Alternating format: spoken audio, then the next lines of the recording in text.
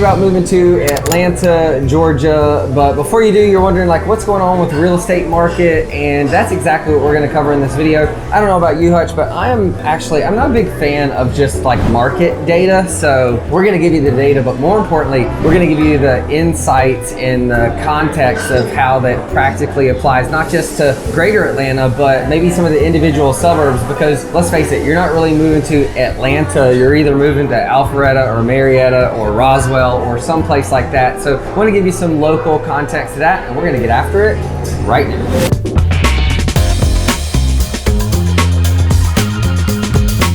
Sizzle reel. There's a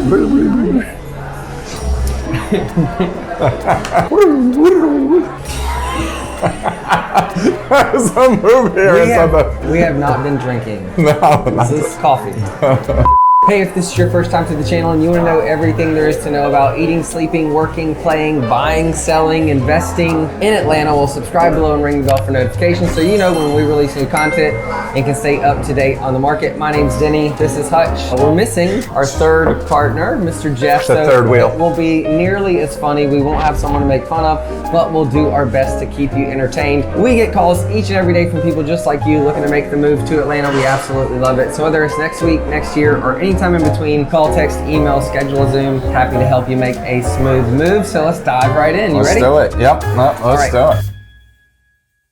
So let's get the data out of the way, and then that way we can just tell you kind of what's like, not just what's going on with the data, but help you apply it to your situation.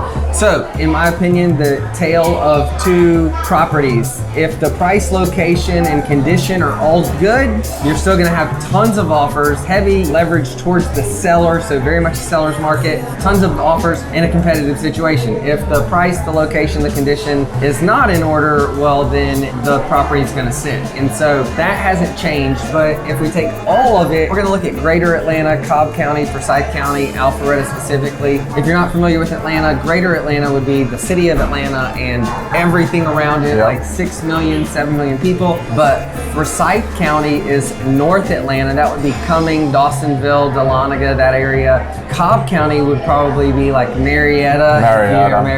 Mostly. And then Cherokee County would be like Kennesaw, Ackworth, Woodstock, like that area. Just kind of, when we talk about counties, that's kind of what we're talking about. But greater Atlanta is up. It's been up every month steadily a little bit.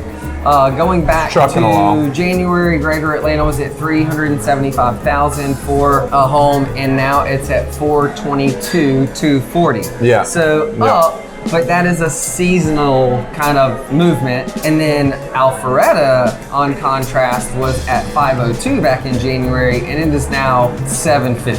$750 is the median home price. Again, we talk about this a lot. That's not just because all the homes appreciated. It's because really the quality of the inventory and the amount of the inventory is lower in January. Exactly. And then in the spring, the quality goes up, and with quality comes better or higher prices. Right. And then demand goes up, and when demand goes up, prices go up too. So there's really better homes and more demand, and that's why you see that seasonal movement, but it's been much greater in Alpharetta versus greater Atlanta. Cobb County kind of mimics greater Atlanta, as does Sandy Springs. Yeah, and Forsyth is a lot like Alpharetta, just not as we're in between. Alpharetta, Roswell's in between South Forsyth, but South Forsyth just is a little lower price, but the behavior is the same. Everybody moving this way. I saw an article recently that in Forsyth County, the median household income is one of the highest like in the country. Yeah. It's $120,000 a year. Yep. And y'all, Forsyth County, I mean, we're not talking about LA or New York. I mean, yes, the prices have gone up, but you can still get a pretty big house and a lot of land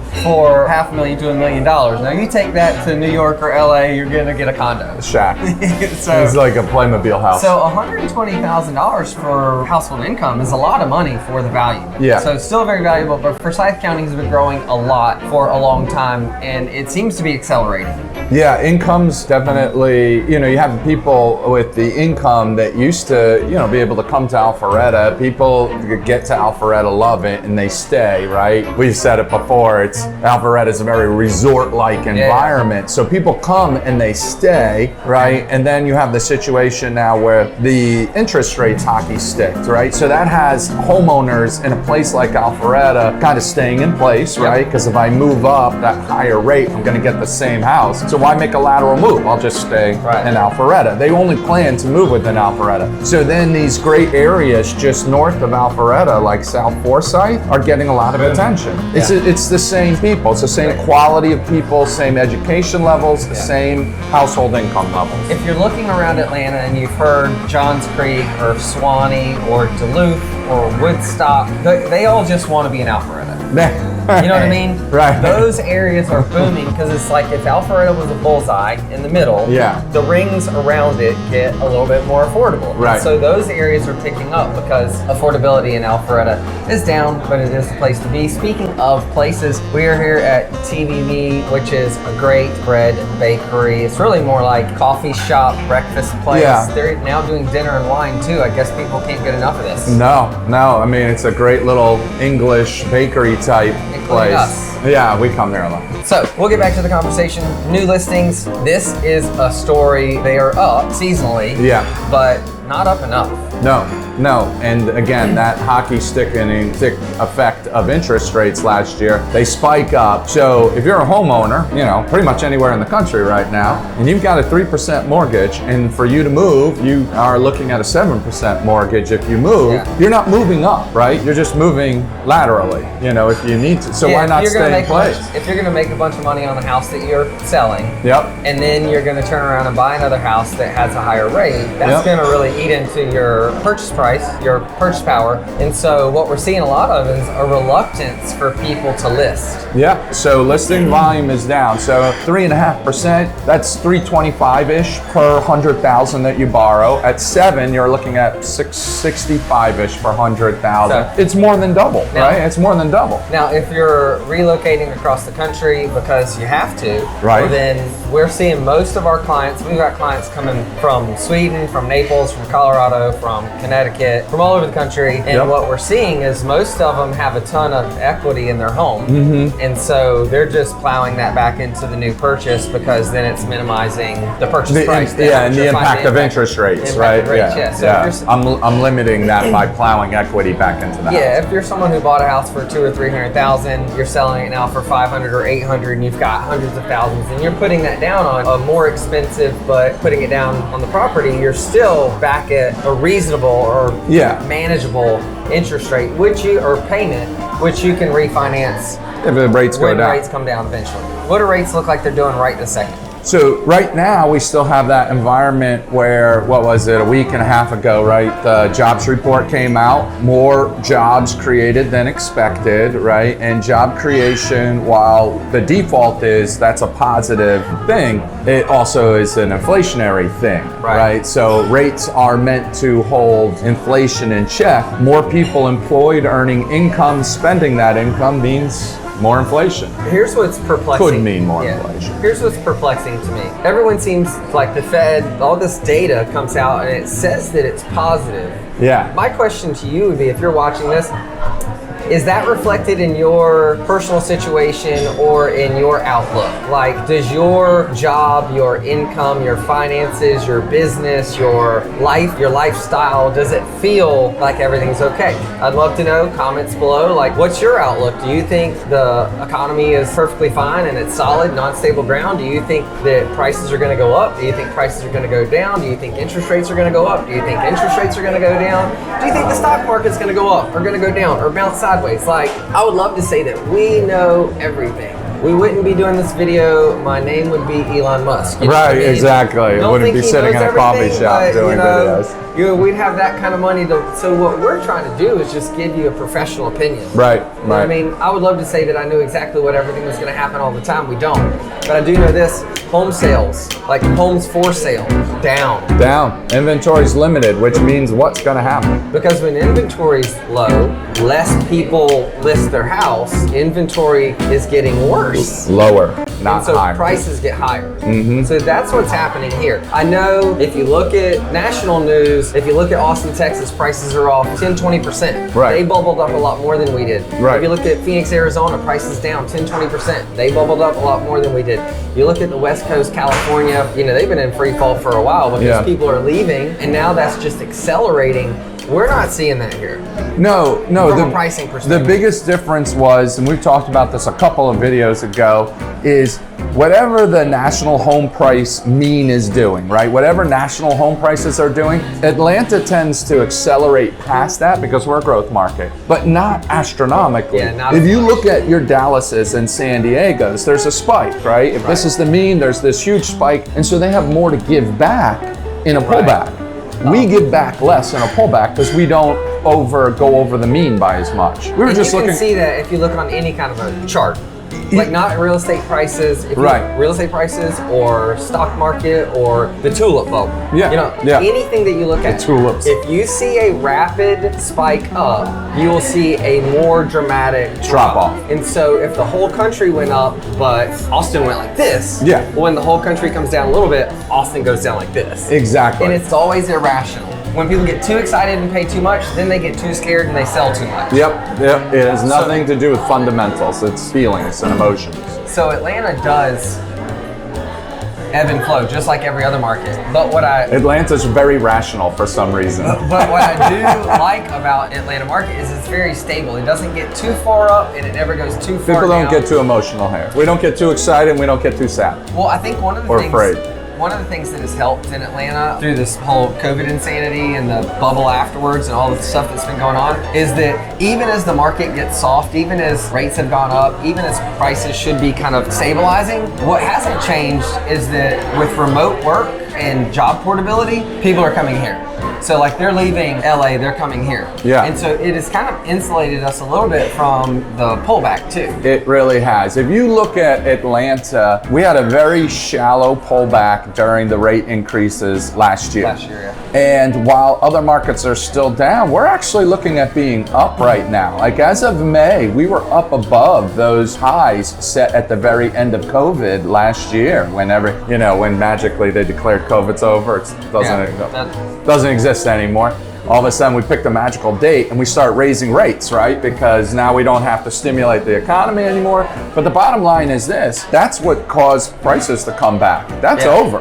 That's over here in Atlanta. However, that being said, Atlanta is still one of the most reasonably priced cities in the country, especially for the amenities that it offers. I mean, any affordability measurement is going to put us on the list. Whenever you see online where they're like the 10 most affordable cities in the country, Four of them are around Atlanta somewhere. Yep, there's a whole bunch of them around Atlanta, and there's some other good ones. And then the other half of that list is like places that nobody wants to go to because it's still just like a 5 and dime and a post office downtown. That's why it's affordable because nothing's there. Nobody's there. I was thinking about moving to Wisconsin. Right, exactly. No offense, we love Wisconsin. Sorry. I hate that he did that. I had to pick a place. Had to name a name. I just said other places. I could have said you have to call out a state. I could have said Topeka, Kansas. I was just leaving it hanging out there. I could have said Arkansas. You know what I mean? Like, we love you too, Arkansas. Right. So one of the things that I want people to leave with is just like, if they're thinking about moving, how can they best navigate the current market? So prices are up, inventory's down a lot, rates are up, so affordability's down. Atlanta's one of the more affordable places to go. Days on market had ballooned up to a month. Yep. Now they're down to 5 to 10 days around Atlanta, depending on Greater Atlanta 10 days, Alpharetta 5 days, any of the other places 5 to 10 days. And honestly, the reason why they ballooned up, and we've addressed it before though, was there's just a segment of the market that doesn't sell.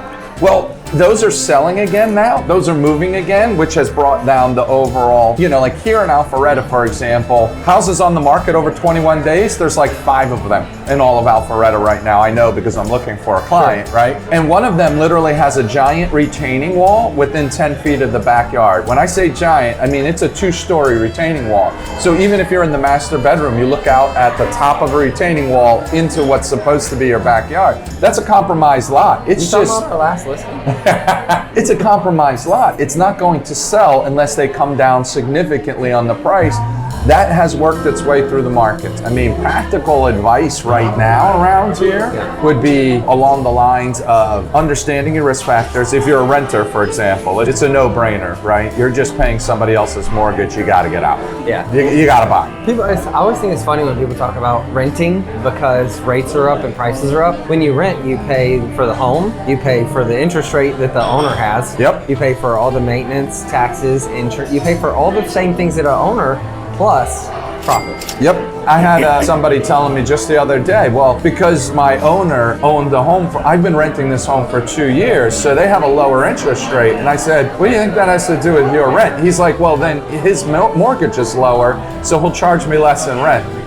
No, if you're a landlord, you want to maximize your income, right? I mean, you do the asset that you have. Yeah, you got to maximize the return on the asset, right? So you're going to raise rents to be consistent with the market.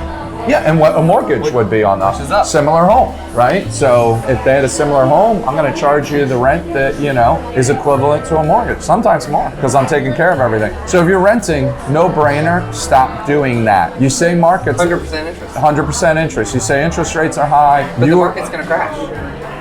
Market was already recovered. You got your discount. You got your discount in Atlanta. We're back to pre-COVID prices. You got it. Again, that dip's over. Again, no crystal ball, but I've been hearing that market's going to crash for 7 years. 2015, when prices here in the Atlanta market got back to 2008 levels, that was 2014. In 2015, they were back to the peak at 2006. Somewhere around there, people started the narrative, well, that's where it collapsed before, so it must be gonna happen again, right? 30%. I know people have been paying rent for 7-8 years.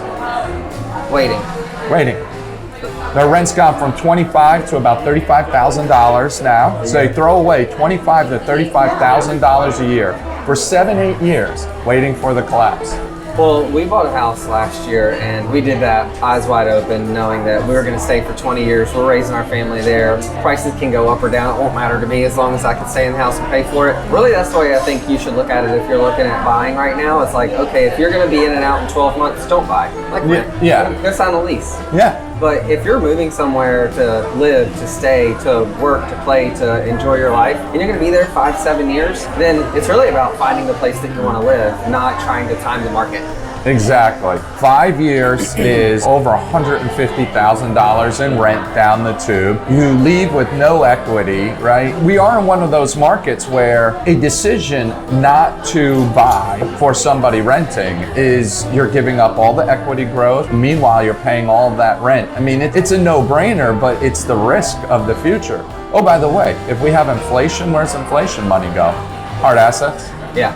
Right? Gold, housing. The reason that it bubbled last time is when they pumped $10 trillion into the economy, all that money went into homes and stock market. That's it. And if not, it goes into people spending money, and then the people that own those businesses take that money and they invest it. And that's why all the money eventually finds its way into hard assets, right? Because real estate is where people with big money put their money in real estate and other hard assets, minerals, stuff like that, right? Stuff that they know has a foundational underlying value because they get to protect their investment and at the same time make money on it. And so eventually, any money you pump into the economy finds its way to the wealthiest people and boom, into the real estate. Moral to the story, if you want to be wealthy, buy a house. Real estate. I know that sounds self-serving, but it is so true. I mean, you can look it up. Just look up where the wealthiest people have a substantial portion of their money. It's in real estate. Well, I put my money where my mouth is. And hey, listen, if you want to rent, you can give us a call, shoot us a text, send us an email. We do take care of it. We do. We will happily take care of you, help you get your finances in order, or your situation, or just timing. Wait until it's ready, and we're ready when you're ready. But if you're ready to buy, whether it's next week, next year, anytime in between, call, text, email, schedule a Zoom. We do this to serve you. If you're not going to buy a house anytime soon, the least you can do is pound the subscribe button and ring the bell so you can give us a thumbs up. But Hutch, any parting words? Just, hey, if you're in or around the Atlanta market, let us know. We're happy to get together for a coffee, a beer, go look at some homes. You know, it's what we do. Hey, if you like or want to see homes, take some home tours, see what a home looks like for the price, check out these videos over here. And if you want to know more about the market, then check out that video right there. And until we see you in person, we will see you on the next episode.